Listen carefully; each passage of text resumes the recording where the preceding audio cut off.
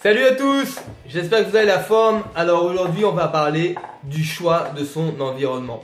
Effectivement, quand on commence à travailler un petit peu sur le développement personnel, on se rend compte que le choix de l'environnement, qu'il soit au niveau de votre habitation, le choix de votre lieu de travail ou le choix de votre environnement amical, familial est déterminant.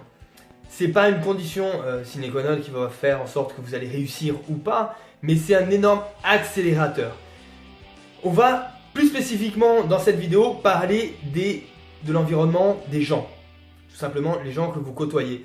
En fait, il faut savoir que on pense comme la moyenne des 10 personnes qu'on fréquente le plus souvent, qu'on voit le plus souvent. C'est-à-dire que les 10 personnes qu'on voit le plus souvent ont un impact direct sur notre psychologie. On va penser comme la moyenne des 10 personnes qu'on voit le plus souvent.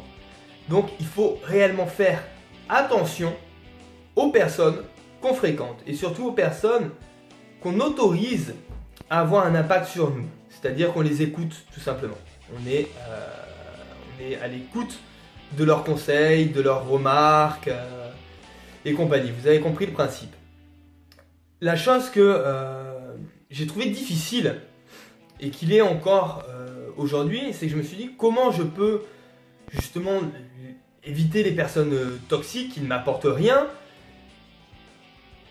sans blesser les gens. Du coup, ça correspond pas du tout aux valeurs que je véhicule. Et du coup, j'étais pas bien du tout dans cette situation. Je comprenais tout à fait que le fait d'être entouré de personnes qui pensent positivement, de personnes qui ont cette volonté de progresser, va me permettre de progresser avec eux. Va me permettre d'avoir cette psychologie-là. Quand on est avec des gens qui ont plusieurs degrés d'avance sur nous, ça va nous être moteur pour nous. Alors que si on est avec des gens qui nous tirent vers le bas, bien sûr là c'est compliqué. On va peut-être évoluer mais beaucoup moins rapidement. Donc ce que je me suis rendu compte, c'est que je n'ai pas exclu certaines personnes que je peux considérer comme toxiques pour moi par rapport à la direction et au chemin que je commence à emprunter. Ce que je me suis rendu compte récemment, c'est qu'en fait, durant ces 2 dernières années, j'ai fait énormément de coaching. J'ai fait énormément de formations, j'ai regardé énormément de vidéos, j'ai lu énormément de livres. Et je me suis rendu compte qu'en fait, les 10 personnes que je voyais le plus souvent n'étaient pas mes 10 amis ou les 10 personnes que je fréquentais physiquement. Les 10 personnes que je voyais le plus souvent, c'était des personnes dont j'écoutais des audios, dont je regardais des vidéos, dont je faisais des formations, dont je participais à des coachings. C'était eux réellement mes références, mes 10 personnes que je voyais le plus souvent. Mon environnement, c'était eux. Et pas les personnes physiquement, mes amis que je voyais. Je passais plus de temps à me former et à investir sur moi que à pas vivre ma vie avec mes amis, mais qu'à côtoyer mes amis. C'est-à-dire que j'avais décidé d'investir, ça c'est une vidéo qu'on fera un petit peu plus tard, d'investir sur moi. Et du coup, je me suis posé la question récemment, justement à la suite d'une formation, d'un séminaire sur lequel j'avais participé. Je me suis dit comment j'ai réussi à avoir des résultats forts alors que mon entourage ne me permettait pas d'avoir une évolution aussi rapide. Et c'est là où je me suis interrogé, où j'ai voulu commencer à voir qui je pouvais écarter ou qui je pouvais voir un peu moins. Du coup, j'étais très mal avec cette idée-là. Et en fait, je me suis rendu compte qu'il n'y a pas besoin d'écarter les gens. Il y a juste besoin d'augmenter un petit peu la quantité de personnes inspirantes qu'il y a dans votre vie.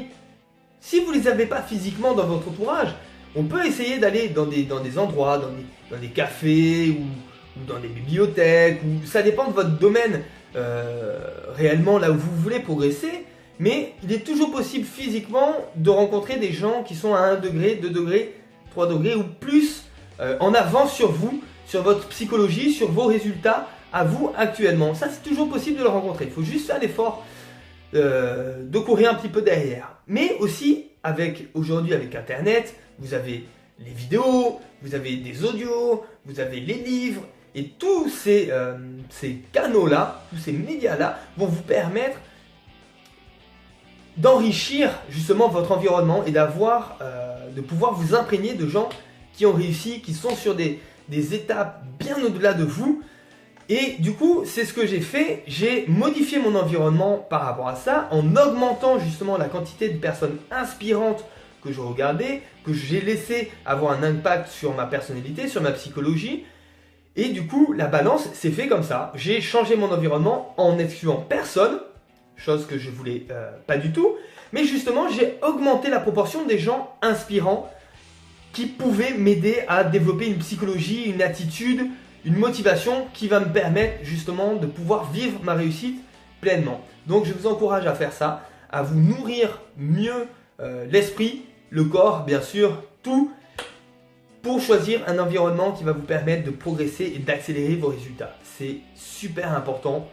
Donc si vous n'êtes pas à l'aise avec le fait d'éliminer, entre guillemets, d'éliminer certaines personnes de votre entourage, au contraire, tirez vers le haut les gens qui vous inspirent, regardez-les plus souvent, écoutez-les plus, inspirez-vous plus consciemment, plus grande fréquence, et ça va réellement faire une différence considérable dans votre vie et dans vos résultats.